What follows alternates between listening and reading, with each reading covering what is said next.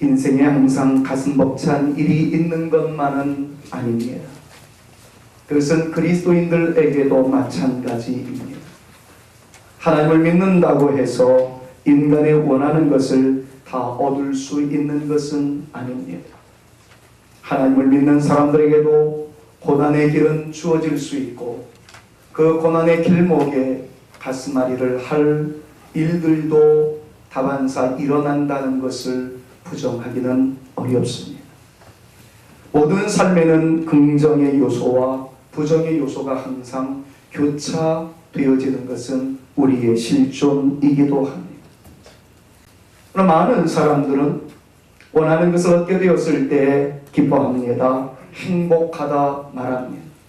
반면에 원하는 것을 얻지 못했던 결과 그 사람들에게서는 불행하다, 좌절하며 참담한 삶이라 탄식하는 일들이 종종 일어나고 있는 것들을 보게 됩니다. 안 좋은 일이 일어났을 때 그것을 귀하다, 좋다, 아름답다 말하는 사람은 없을 겁니다. 그래서인지 정신과 의사이자 심리학자인 엘리자베스 퀴블러 로스라는 사람은 모든 사람들이 위기에 직면하게 되었을 때 나타나는 행동 양식이 대략 5가지가 있다는 사실을 우리에게 가르쳐 줍니다. 오래전 설교에서도 이 내용을 여러분들에게 한 번쯤, 두 번쯤은 소개해드렸던 일이 있었습니다만 대부분의 사람들은 위기에 직면하게 되어질 때 어떤 반응을 보여주는가 하는 것이 오늘 설교를 이끌어 나가는 데 도움이 되어서 말씀을 드립니다. 거의 대부분의 사람들 위기에 직면하게 되었을 때 첫 번째 나타나는 반응은 부정의 모습이 있다는 겁니다. 이해를 돕기 위해서 이렇게 표현을 하면 어떨까요? 병원에 가서 진찰을 받았는데 암이라는 것이 나에게 있다라는 진단 결과가 나왔을 때의 모습입니다. 대부분의 사람들은 아니야, 그럴 수 없어, 오진일 거야, 왜 나에게 그러한 일이 일어날 거야? 그래서 그때부터 닥터 쇼핑을 하기 시작합니다. 이 병원도 가서 한번 진단해보고 저쪽 병원에 가서 진료를 받아보기도 한다는 거죠. 대부분의 사람들이 충격스러운 일을 만나게 되었을 때 부정합니다. 두 번째로는 만약에 그 부정하던 것이 사실로 나타나게 되었을 때에 화냄의 모습이 나타난다고 합니다. 분노의 단계라는 거죠. 하나님이 계시다면 어찌 나에게 이런 일을 허락하실 수 있단 말이야? 나에게 이런 일이 일어나는 것을 보니까 하나님 안 계시는 거야 라고 볼멘 소리를 해댑니다. 싸웁니다. 하나님을 향해서 큰 소리를 지르기까지 합니다. 그러다가 조금 더 시간이 지나게 되면 하나님과 거래하기 시작한다는 거죠. 타협의 단계입니다. 하나님 살려주십시오. 그러면 제가 헌금을 드리겠습니다. 하나님 살려주십시오. 그러면 제가 하나님이 원하시는 삶을 살아가겠습니다. 그때부터 기도하기 시작하기도 하고 자기 나름대로의 신에게 거래를 하기 시작한다는 겁니다. 그런데도 뾰족한 수가 나타나지 않게 되면 대부분의 사람들은 절망의 단계에 이르게 된다는 겁니다. 이젠 끝이다. 나에게는 희망이 없다. 좌절한다는 거예요. 포기한다는 거예요. 반면에 좌절하거나 포기하지 아니하고 나름대로 소신을 가지고 있는 사람은 마지막 단계로서 수용하는 마음가짐을 갖는답니다. 아, 내 마지막이 이제는 바르게 나타나야 될 텐데, 어떤 사람은 체념하지만 어떤 사람은 종합시키고 통합시켜서 웰빙이라는 말이 있듯이 웰다잉의 단계를 준비하는 사람이 있더라는 것입니다. 여러분, 이런 것들이 보통 사람들이 경험하게 되는 위기의 순간 반응하는 사람들의 모습들이라는 거예요. 꼭 이 단계에 따라서 발전되는 것은 아니지만 그러나 대개의 경우 이 단계에서 크게 벗어나지 않는다는 평가입니다. 자, 그렇다면 이 5단계의 모습이 과연 예수 믿는 사람들에게도 동일하게 나타나야 될 것인가 하는 것이 여러분들에게 드리는 오늘의 말씀을 통한 숙제입니다. 제가 배우고 있는 성경 말씀과 제가 따르고 있는 성경의 말씀은 우리에게 단호하지만 아주 강력하게, 아주 간단하지만 심도 있게 이렇게 말씀합니다. 그리스도인의 삶은 달라야 된다고 말합니다. 사람들은 좌절하기도 합니다. 탄식하기도 합니다. 하나님과 싸우기까지 합니다. 그러나 예수 믿는 사람들은 어떤 삶의 태도를 가져야 될 것인가? 간단한 답입니다. 달라야 된다는 거예요. 자, 그렇다면 어떤 모습으로 달라져야 되는지, 다른 삶을 살아야 될지를 오늘 설교의 컨셉에 맞추어서 오늘의 본문에 등장하는 성도들을 만나보고자 합니다. 그 다양한 사람들을 만나기 앞서 우리 모두에게 먼저 전제해 놓는 주님의 음성을 들어야 합니다. 그것은 다른 것이 아니라 그리스도인들에게도 인생의 흉년이 들 수 있다는 사실을 인정하자라는 겁니다. 하나님을 믿는 사람들에게도 흉년은 있습니다. 하나님을 잘 믿는 사람들도 인생에 흉년이 있었다는 것을 오늘 성경은 강조합니다. 본문의 주인공이라고 할 수 있는 이삭도 그랬고, 이삭의 아버지인 아브라함도 그랬고, 이름만 놓고 본다면 그 사람보다 더 멋있는 사람의 이름이 없을 정도입니다. 엘리멜렉이라는 말, 엘리라는 말은 나의 하나님은 이라는 뜻이고요, 멜렉이라는 말은 왕이라는 뜻입니다. 그러니까 이름 자체가 나의 하나님은 우리 인생의 왕입니다 라고 이야기할 정도의 아름다운 이름을 소유했었던 엘리멜렉에게도 인생의 흉년이 임하였던 것을 성경은 우리에게 소개합니다. 저는 이제 엘리멜렉, 아브라함 이 두 사람이 인생의 흉년을 맞이했을 때 어떤 행동, 태도를 보였는지를 간단하게 언급하고 오늘 주인공인 이삭을 통해서 주시는 주의 교훈을 한번 생각해 보고자 합니다. 엘리멜렉, 그 사람은 말씀드렸던 대로 나의 하나님은 왕이다라는 뜻을 가지고 있습니다. 백성은 왕의 보호를 받으면 됩니다. 그렇다면 하나님의 백성은 하나님의 인도하심을 받으면 됩니다. 그는 하나님의 백성이었습니다. 그런데 그가 살고 있었던 베들레헴이라는 땅에 흉년이 임하였다라는 것이 룻기서의 시작입니다. 하나님의 백성에게도, 하나님을 잘 섬기는 백성에게도 나의 하나님은 왕이십니다 라고 신앙 고백하는 사람들에게도 인생의 흉년은 임할 수 있고 고난의 바람은 불어올 수 있다는 것을 성경은 부정하지 않습니다. 그런데 그 다음 행동이 중요합니다. 인생의 길목에 맞이하는 흉년, 고난의 바람이 불어오게 되어질 때 우리는 과연 어떤 삶을 살아야 할까요? 엘리멜렉은 하나님을 떠났습니다. 하나님께 예배하며 하나님을 찬양하며 하나님께 영광을 올려드리던 베들레헴을 등지고 하나님이 원하지 않는 땅 모압으로 떠났습니다. 하나님을 향해서 등을 돌렸다는 거예요. 자세한 얘기는 여러분들이 읽어 내려가는 룻기서를 통해서 확인해 보십시오. 결론만 간단하게 말씀드리면 하나님을 향하여 등진 결과 그에게 온 모든 것은 잃어버림의 세월이었습니다. 자기가 죽습니다. 두 아들이 죽습니다. 물론 그 다음 내용은 돌아오는 룻과 나오미를 향해서는 하나님의 용납하심이 있었고 안아주심이 있었고 그 두 사람을 통해서 보아스를 만남에 따른 이새의 아들 다윗까지 이어지게 되는 하나님의 반전의 역사가 있었지만 하나님을 향하여 등을 돌리는 순간 그에게는 잃어버림의 세월이었다라는 사실을 성경은 우리에게 소개해 주고 있습니다.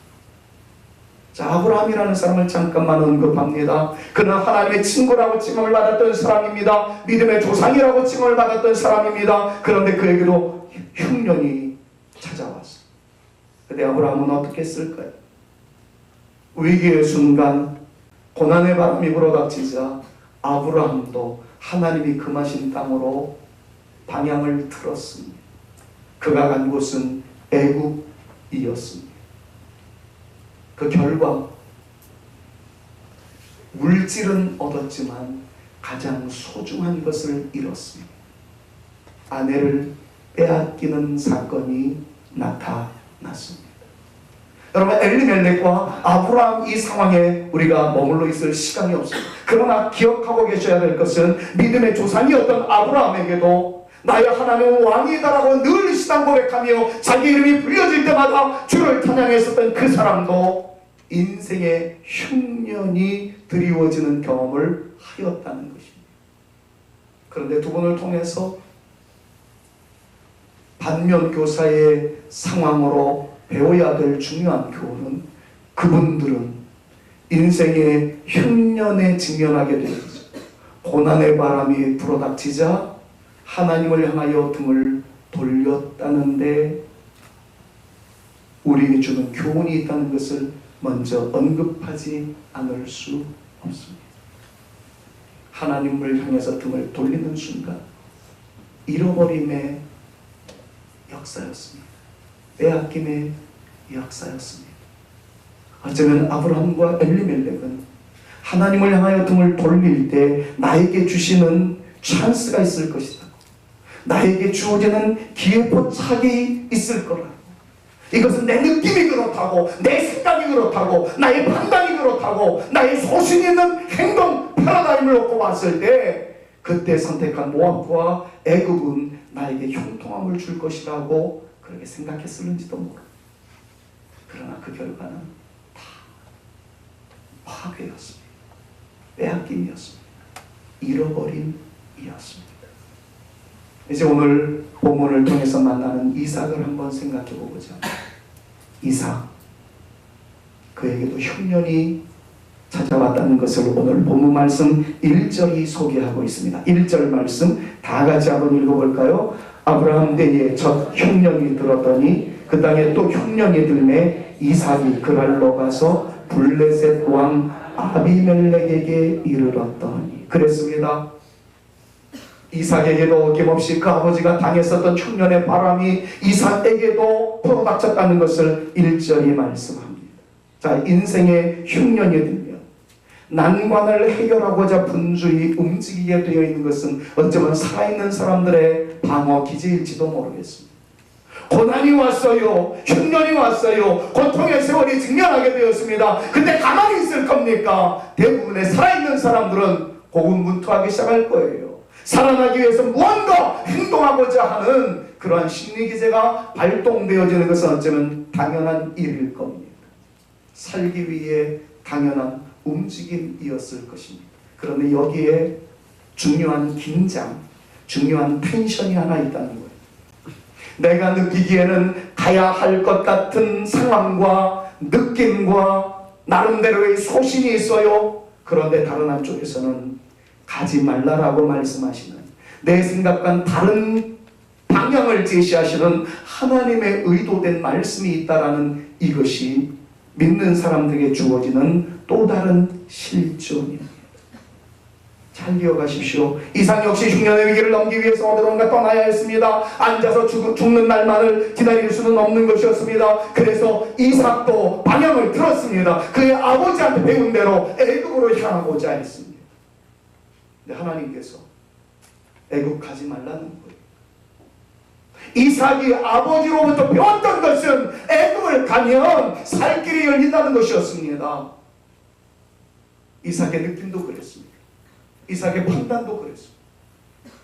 이삭에게 스며들어오는 나름대로의 세계관이 흉년의 때는 애굽으로 가는 것이 좋은 것일 거야 라는 판단이 있었을는지도 모르겠습니다.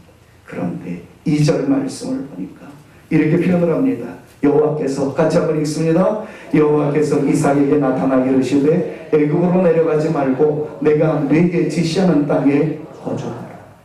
자, 인생이 다 그런 것 같아요. 특별히 우리 예수 믿는 사람들은 더 그렇습니다. 세상적인 관점에서 내가 드는 판단에 의해서는 이것이 옳다고 생각하는데, 이것을 해야 될 것 같은데, 다행히도 하나님의 말씀도 그래 하거라, 그러면 문제될 거 없습니다. 그런데 다른 방향을 제시하세요. 나는 가야 될 것 같은데 가지 말라는 거예요. 나는 애굽으로 가야 살 길이 있을 것 같은데 하나님은 애굽만큼은 가지 말라는 거예요. 여러분, 이럴 때 어떻게 하시겠습니까? 사랑하는 여러분, 하나님은 2절에서 이렇게 말합니다. 애굽으로 향하고자 하는 이삭에게 가지 말아라. 애굽은 가지 말아라. 그리고 내가 지시하는 땅에 머물라. 사랑하는 산부예배 참석하시는 성산가족 여러분, 곤고한 날에 시련의 때가 여러분들 가운데 주어졌습니다. 흉년이 우리 가운데 찾아왔을 때 내 생각, 내 기분, 내 느낌에 따라 행동하거나 움직이지 마시기를 바랍니다. 하나님의 말씀에 귀를 기울일 수 있는, 여전히 하나님의 인도하심을 받겠노라 다짐하며 하나님께 손을 모을 수 있는, 내 생각과 하나님의 말씀의 코드가 다름으로 나타나게 되었을 때 내 생각대로 하면 될 것 같은 느낌이 강력하게 불어온다 할지라도 부디 하나님의 말씀을 내려놓지 않는, 안 될 것 같아도 하나님의 말씀을 붙지 않는, 안 될 것 같아도 주님이 명령하시는 바를 따를 수 있는 우리 모두가 되어질 수 있기를 우리 구주 예수 그리스도의 이름으로 축원합니다. 이런 부분을 말씀을 드릴 때마다 늘 강조하는 내용이 있습니다. 내 흐르는 눈물 주가 닦아주셨죠 라는 그 아름다운 찬양으로 영광 올려드렸던 토미 워커가 외웠던 시입니다. 선포했었던 기도 제목입니다. 내가 무엇을 해야 할지 알지 못할 때 나는 나의 손을 듭니다. 내가 무엇을 말해야 할지 알지 못할 때 나는 주님을 찬양합니다. 내가 어디로 가야 할지 알지 못할 때 나는 주님의 보좌 앞으로 달려갑니다. 여러분, 정말 우리가 무언가를 하면 될 것 같은 느낌이 든다 할지라도 내가 해야 할 것이 도무지 무엇인지 알 수 없을 때에는 차라리 손을 하나님을 향해서 드십시오. 내가 무엇을 말해야 할지 알지 못할 때 이런 소리 저런 소리 막 뱉어내지 마시고 차라리 전혀 상관없이 하나님을 찬양하는 입술이 되어줘 보십시오. 내가 어디로 가야 할지 알지 못할 때 왔다 갔다 방황하지 말고 차라리 주님의 보좌 앞으로 나와서 기도하는 믿음을 보여주십시오. 말씀을 붙잡는 여러분들의 적극적인 행동을 하나님 앞에 보여주십시오. 주께 영광 올려드리기 위해서 주님 앞으로 나가는 거룩한 움직임이 우리 가운데 있게 하십시오. 하나님께서 역사하여 주실 줄로 믿습니다. 손 들면 주님께서 잡아주실 것이고, 눈 감으면 불꽃 같은 하나님의 눈이 나 대신 떠주실 것이고, 찬양하며 기도하기 위하여 꿇은 무릎이 우리 가운데 있다면 주님께서는 세워주시며 걸어가게 하시며 마침내 독수리가 날개치며 올라간 것 같은 새까지 허락해 주셔서 날아오르는 주의 역사를 믿음의 사람들에게 나타내 보여주실 줄로 믿습니다. 진정 우리를 향하신 하나님의 북한 말씀에 가르침은 간단합니다. 어떤 상황이 있든지 믿음의 자리, 예배의 자리에서 떠나지 말아라. 그러면 된다. 주님의 음성이심을 믿으시기를 바랍니다. 엘리멜렉에게 주셨던 말씀은 모압으로 가지 마라. 흉년이라 할지라도 베들레헴에 머물러 있어. 거기서 주를 찬양해봐. 하나님의 또 다른 역사가 나타날 거야. 말씀이 있으셨음에도 불구하고 엘리멜렉은 모압으로 향합니다. 아브라함에게는 애굽으로 내려가지 말라 말씀하셨음에도 불구하고 거기 가면 살 것 같다라는 판단에 의해서 아브라함은 그곳으로 갑니다. 이삭도 배운 게 그것이라고 흉년에 직면하게 되어지자 애굽으로 방향을 틀었을 때 하나님께서 단호하게 말씀합니다. 애굽으로 내려가지 말아라. 여러분, 애굽과 모압은 하나님을 등지는 사람들의 모습을 대변하는 말씀입니다. 거두절미하고 다시 말씀드립니다. 어떤 순간에서도 하나님을 향해서 등을 돌리지 마십시오. 하나님을 떠나지 마십시오. 예배와 멀어지지 마십시오. 교회와 멀어지지 마시기를 주님의 이름으로 축원합니다. 2주 전 미국에서 뉴욕에서 목회하시는 정순호 목사님 오셔서 귀한 말씀을 우리에게 강론해 주셨을 때 매우 의미심장한 내용을 들었습니다. 바울의 교회론이었습니다. 바울은 그때 당시 사울이라는 이름을 가지고 예수 믿는 사람들을 박해하는 앞잡이 역할을 하고 있었던 사람이었습니다. 사울은 예수 믿는 사람들을 박해했습니다. 그날도 예수 믿는 사람들을 잡아 죽이기 위해서 다메섹으로 향하고 있었던 상황이었습니다. 그 도상에서 주님을 만납니다. 깜짝 놀란 사울이 이야기합니다. 누구십니까? 그랬을 때 예수님께서 이렇게 말씀하십니다.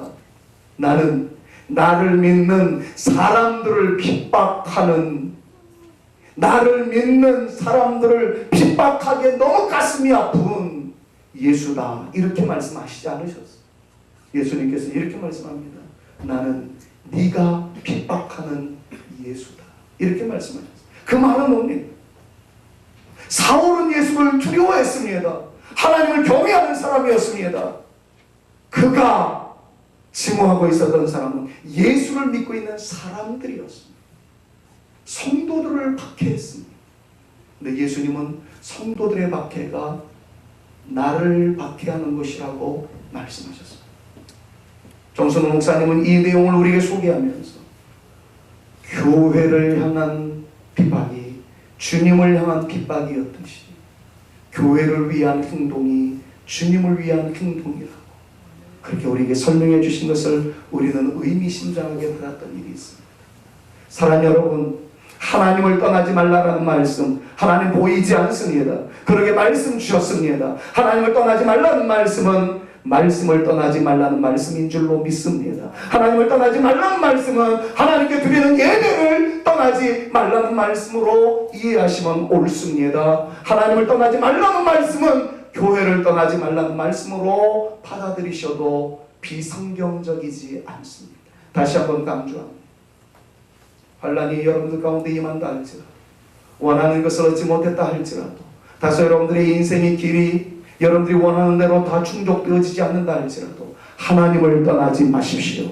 애굽과 모압으로 향하지 마십시오. 예배를 떠나지 마십시오. 하나님의 말씀을 떠나지 마십시오. 교회를 떠나지 마십시오. 하나님께서 책임져 주실 줄로 믿습니다. 목회를 하다 보면 참 아쉬움이 있을 때가 있어요. 눈물을 흘리고 고난당하고 괴로움이 있고 어려운 일이 있을 때는 그렇게 교회를 의지해요. 목사한테 기도해달라고 그렇게 하소연을 합니다.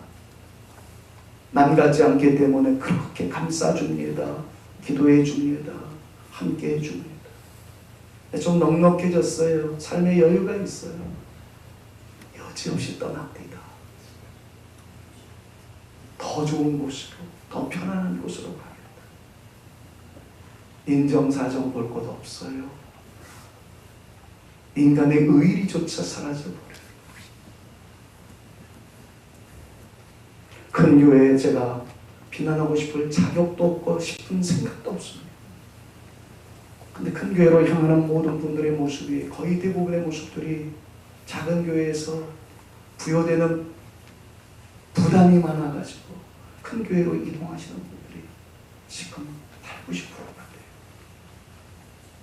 작은 교회는 점점 힘을 잃어가고요. 대형 교회로의 쏠림 현상이 자꾸 있는 것이 오늘날 우리의 모습입니다. 여러분들이 눈물을 흘렸던 자리, 여러분들이 기도했던 그 자리, 여러분들이 말씀 붙잡고 함께 뒹굴었던 그 자리를, 물론 신학적으로 하나님은 어디든지 계시죠. 성도들을 위한 눈물이 주님을 위한 눈물이요. 그 교회에 함께했던 것이 주님을 위한 함께함이었다라는 사실을 인지하시고, 사랑하는 여러분, 함께 기도하던 사람들 옆에 머물러 있으십시오. 그리고 그들과 함께해 주십시오. 주님께서 은혜를 더하여 주실 줄로 믿습니다. 그렇다면 그 다음 말씀을 조금 더 살펴보도록 하겠습니다. 이삭에게 주님께서 말씀합니다. 애국으로 가지 마라. 그리고 내 말대로 해. 이삭은 아브라함의 실패를 알았습니다. 그래서 이제 순종하기 시작합니다. 여러분, 잠정적인 결론부터 말씀드릴게요. 말씀 따라가면 죽을 것 같아도 삽니다. 안 될 것 같아도 됩니다. 이삭에게 나타난 결과를 한번 여러분들이 눈으로 확인해 보십시오. 첫 번째로 3절과 4절 말씀을 보니까 하나님의 위대한 축복의 선언이 터져 나오고 있는 것을 봅니다. 자, 한번 같이 여러분들 그냥 말씀 설교 대신에 이 말씀을 한번 읽으면서 여러분들의 마음이 뜨거워졌으면 좋겠어요. 3절 같이 한번 읽습니다. 이 땅에 시작.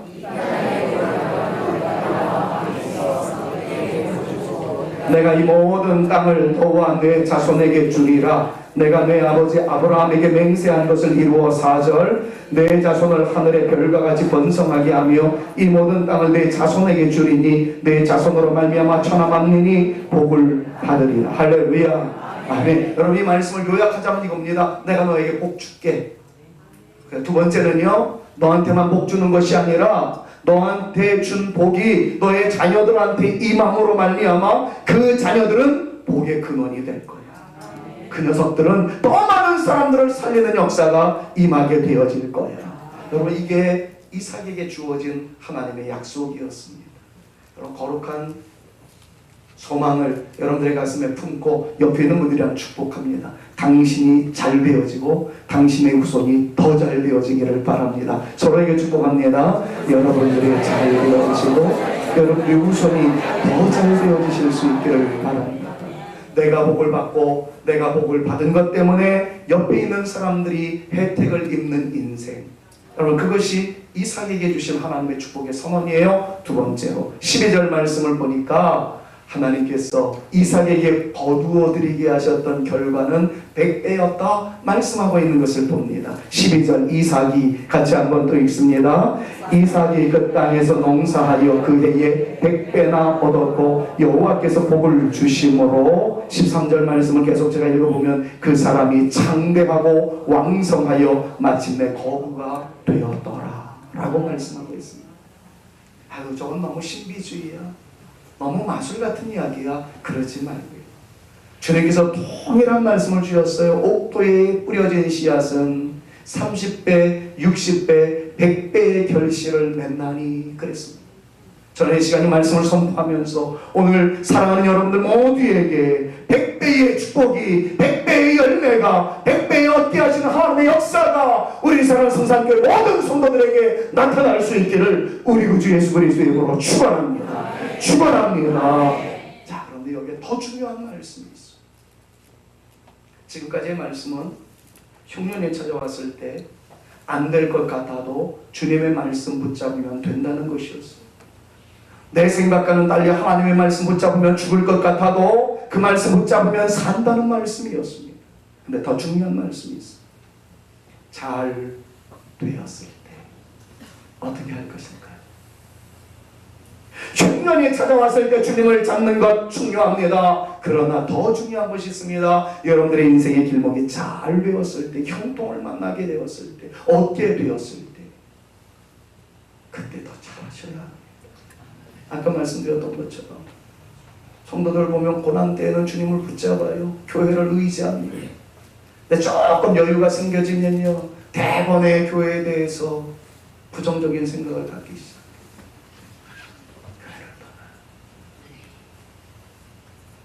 흉년일 때 교회를 주님을 떠나지 않는 것이 중요하다면 잘 되어갈 때 여전히 주님을 떠나지 않는 것이 더 중요합니다. 왜냐하면 모든 인생에는 갈등의 요소가 마르지 아니하기 때문입니다. 잘 되었던 바로 그 시점에 빼앗기는 고통이 있을 수 있다는 것을 항상 염두에 두십시오. 오늘 100배나 얻게 하시는 하나님의 놀라운 역사, 그 이면에 나타났던 이삭의 실종을 한번 보십시오. 부자인 그에게 다른 사람들의 횡포가 있었다라고 말씀합니다. 14절 말씀을 보니까 이삭은 이미 하나님의 은혜로 거부가 되었어요. 양과 소가 때를 이루었습니다. 종들도 많아졌어요. 그러자 그 땅에 살고 있었던 사람들이 이삭의 재산을 빼앗기 시작합니다. 여러분 이삭의 우물까지 빼앗겼어요. 여러분 우물은 그때 당시에 최고의 재산 가치입니다. 여러분들이 어느 시골에다가 땅을 조금 사놨는데 그 땅에서 온천이 터졌다고 한번 생각해보세요. 근데 온천보다도 더한 거 한 100평 정도 딱 샀는데 거기에서 유전이 터졌다고 한번 생각해요. 놀래지도 않으세요. 그런 얘기입니다. 우리나라에서는 유전이 노다지일 수 있지만 여러분, 사막에서의 오아시스, 사막에서 마르지 아니하는 우물은요, 이건 축복 중에 축복이에요. 희한하죠. 이삭이 파기만 한 물이 된 거예요. 사막에 살고 있었습니다. 다른 사람이 아무리 파도 우물이 나타나지 않던 것이 이삭은 파기만 하면 우물이 되는 거예요. 그가 풍수지리에 등했을까요? 그가 대단한 직관이었기 때문에 그랬을까요? 모르겠어요. 성경에 그런 말씀 없어요. 근데 어쨌든 이삭은 파기만 하면 우물이 터져나왔어요. 그런데 터지는 우물에 감격이 있을 때마다 뺏겨요. 다른 사람이 힘 있는 사람 와가지고 이거 내 거야. 그러니까 이삭은 싸울까 맞짱 뜰까 그러다가 하나님께서 야 싸우지 마. 다 죽어만 빼앗기는 인생이에요. 잘 되었는데 더 부자가 될 수 있는데 빼앗겨요. 다시 광야로 몰리는 인생이 된 거예요. 그런데 꼭 기억하셔야 할 말씀이 있습니다. 하나님의 인도하심을 받고자 하는 인생은 하나님이 책임져 주십니다. 뺏겨서 다른 곳으로 갔더니 거기서 또 우물이 터져. 다른 사람이 하면 안 되는데 이삭이 하면 됩니다. 그럼 사업에도 적용될 수 있어요. 똑같은 직종이도 어떤 사람 안 돼도 어떤 사람은 돼요. 가정도 어떤 가정은 화목한데 어떤 가정은 그렇지 않아요. 거두절미하고 여러분들을 축복합니다. 당신과 당신의 가정은 되는 분들이 되시길 바랍니다. 서로에게 한번 축복합시다. 시작. 당신과 당신의 가정은 되는 존재가 되시길 바랍니다. 진심으로 그렇게 되어지기를 축원합니다. 가난했을 때, 흉년이었을 때도 주님을 붙잡았던 이삭은 부자가 되었을 때에도 주님을 붙잡아요. 왜요? 빼앗기는 위기의 순간이 있었기 때문이었습니다. 그런데도 그때도 주님을 붙잡았던 결과 이삭에게 나타났던 하나님의 역사는 무엇이었을까요? 첫 번째로 27절과 28절 말씀을 보니까 이런 말씀이 기록되어 있어요. 이삭이 그들에게 이르되 너희가 나를 미워하여 나에게 너희를 떠나게 하였거늘 어찌하여 나에게 왔느냐. 그들이 이르되부터 같이 한번 읽습니다. 시작. 그들이 이르되 여호와께서 너와 함께 하심을 우리가 분명히 보았으므로 우리와 사이에 곧 우리와 너 사이에 맹세하여 너희와 계약을 맺으리라. 그럼 내용이 이런 내용입니다. 이미 하나님과 함께 하였음에 애굽으로 가고자 했었던 이삭이 주의 말씀에 순종하여 그랄 땅에 머물러 있었어요. 하나님께서 은혜를 베풀어 주셨어요. 파는 곳마다 우물이 되었습니다. 거부가 되었습니다. 그렇게 잘 되었을 때 그날에 살고 있었던 사람들이 이삭을 노립니다. 시기합니다. 샘을 냅니다. 싸울 수 있었지만 하나님의 다른 인도하심을 받아서 이삭이 다른 곳으로 이삭합니다. 재산을 다 뺏겼어요. 그런데 그 구체적인 디테일한 내용은 성경에 나와 있지 않습니다만은 그랄 땅에 살고 있었던 사람이 이삭에게 다가섭니다. 또 찾아옵니다. 이삭이 이야기합니다. 어쩌자고 나를 또 따라오느냐. 너희한테 다 줬는데 이것까지 뺏으려고 그러느냐. 막 이런 식으로 얘기했을 때 그날에 살고 있었던 이삭을 따라갔던 그 사람들이 이야기하는 장면이 이겁니다. 디테일하게 나오진 않습니다만 제가 각색을 하자면 이겁니다. 야, 우리가 너희의 우물을 빼앗았던 것 사실이다. 근데 희한하게 네가 우리 마을에 살고 있었을 때는 샘에서 물이 퐁퐁퐁퐁 솟아나고 물이 완벽하게 있는 완벽한 오아시스였는데 네가 떠나니까 물이 말라버렸어. 아니 네가 우리 동네에 살고 있었을 때는 이 오아시스가 충만했는데 네가 떠나고 나니까 물이 말라버린 이것을 우리는 황당할 수가 없거든. 그래서 우리가 고민했지. 어떻게 그 사람이 있을 때는 물이 터져나갈 수 있었더냐. 비결이 뭐냐? 그랬더니 여기저기서 이런 얘기가 나오더라는 거죠. 이삭 때문이 아니고 이삭 뒤에 계신 그분 때문이다. 그가 늘 그분한테 기도하고 예배드렸는데 그분을 여호와라고 하더라. 하나님이라고 하더라. 그 얘기가 그날 땅에 사는 사람들에게 감동으로 느껴집니다. 그래서 이삭한테 갑니다. 가가지고 야, 네가 우리한테 죽어간 우물에 물이 말라버렸어. 우리가 고민을 했지. 도대체 이삭은 어떤 사람이기에 우물이 터져나오는데 이삭이 떠나니까 우물이 말라버렸을까? 느껴보니 너와 함께하는 하나님 때문이었음을 우리가 발견했어. 여러분, 그 얘기가 그들이 이르되 여호와께서 너와 함께 계심을 우리가 분명히 보았으므로 이 말씀. 사랑하는 여러분, 저는 이 말씀에 진짜 감동을 받습니다.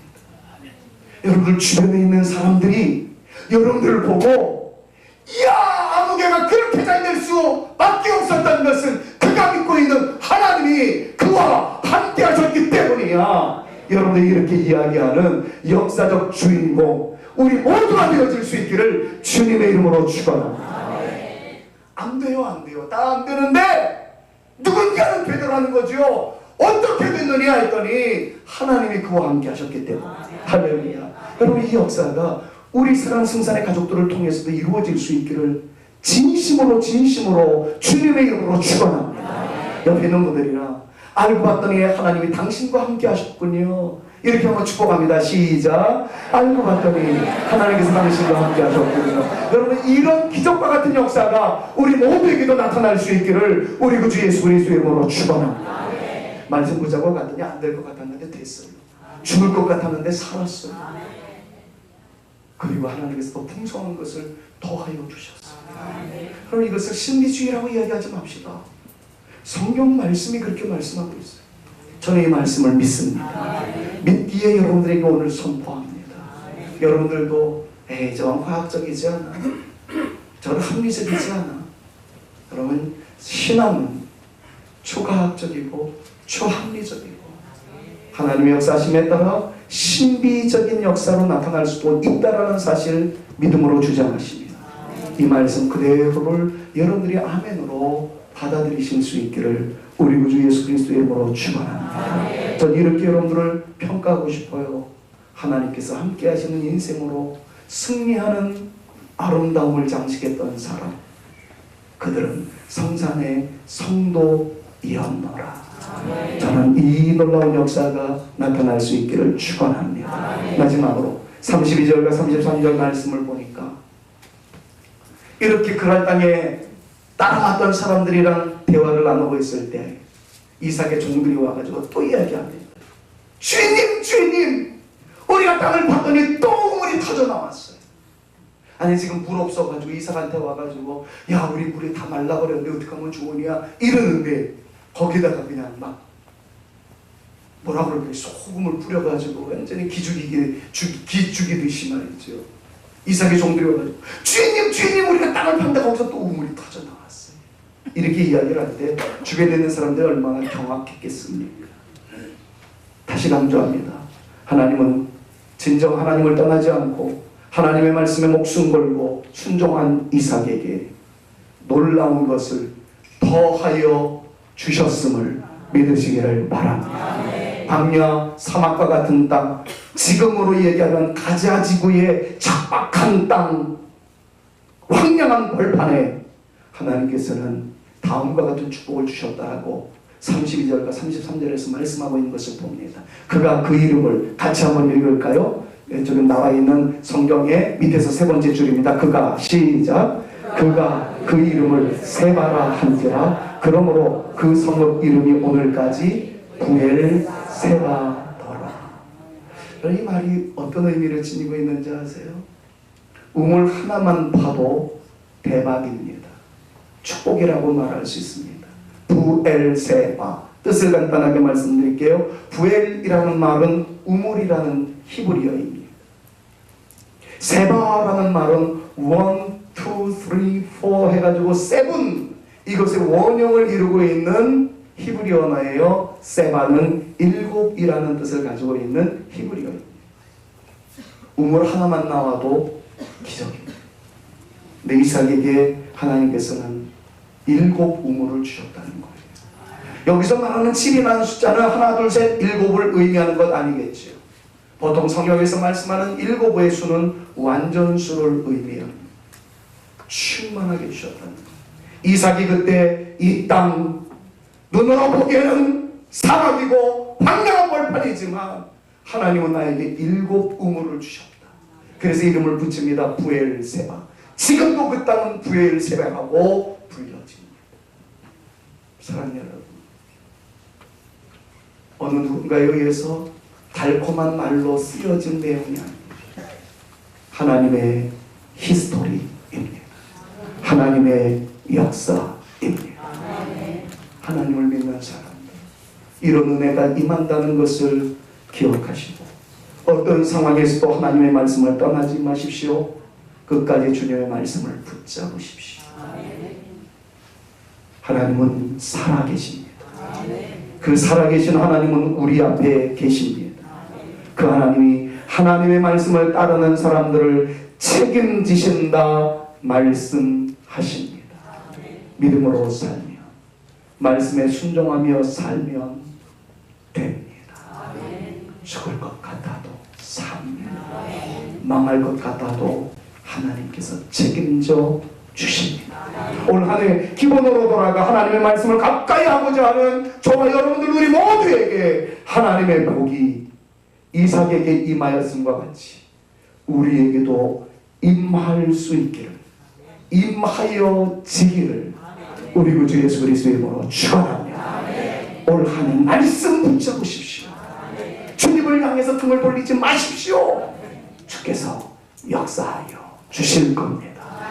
이 시간 결단하는 마음을 가지고 546장을 한번 부르고 싶어요. 주님 약속하신 말씀 위에서 영원토록 주를 찬양하며 살겠습니다. 소리 높여 주께 영광 돌리며 약속 믿고 굳게 살겠습니다. 주님 약속하신 말씀 위에서 세상의 온갖 염려가 나에게 엄습할 때에도 주님을 향해서 등을 돌리지 않겠습니다. 말씀 붙잡으며 용감하게 힘써 싸워 나가겠습니다. 약속 믿고 굳게 서겠습니다. 여러분 결단하는 마음을 가지고 1절과 2절을 우리 주님을 향해서 찬양으로 영광 올려드립니다. 주님 약속하신 말씀 위에서 영원토록 주를 찬송하리라. 소리 높여 주께 영광 돌리며 약속 믿고 굳게 주님 약속하신 말씀 위에서 주님 약속하신 말씀 위에서 세상 염려 내게 엄습할 때에 용감하게 힘써 싸워 이기며 약속 믿고 굳게 서리라. 굳게 서리 영원하신 말씀 위에 굳게 서리. 굳게 서리 그 말씀 위에 굳게 서리라. 이 시간 자리에서 일어나시기 전에 여러분들 스스로가 한번 결단해 보십시오. 주님, 인생의 흉년이 나에게 다가왔을 때 하나님을 향해서 등 돌리지 않겠습니다. 애굽이나 모압 땅으로 발걸음을 향하지 않겠습니다. 예배의 장소를 떠나지 않으며 성도와의 아름다운 교제의 연장을 떠나지 않겠습니다. 잘 되어진다 말할 때에도 여전히 주님을 향하겠습니다. 왜냐하면 우리의 삶의 연장은 계속 빼앗기는 인생의 길목에 서 있기 때문에 그렇습니다. 사랑하는 여러분, 주님을 잡고자 하면 하나님께서 잡아주실 겁니다. 하나님의 말씀에 순종하며 살면 안 될 것 같아도 됩니다. 죽을 것 같아도 삽니다. 하나님은 살아계신 우리의 아버지이기 때문에 그렇습니다.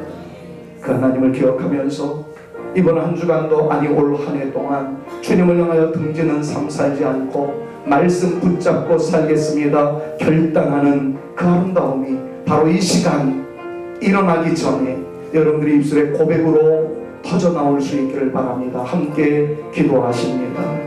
하나님, 인생의 길목에 갈등의 소지가 있을 때에 그때에도 주님을 선택하게 하여 주옵소서. 내 판단이 하나님의 말씀대로 살아가는 것이 어리석은 일이라 여겨질 때에도 하나님의 말씀 붙잡게 하여 주옵소서.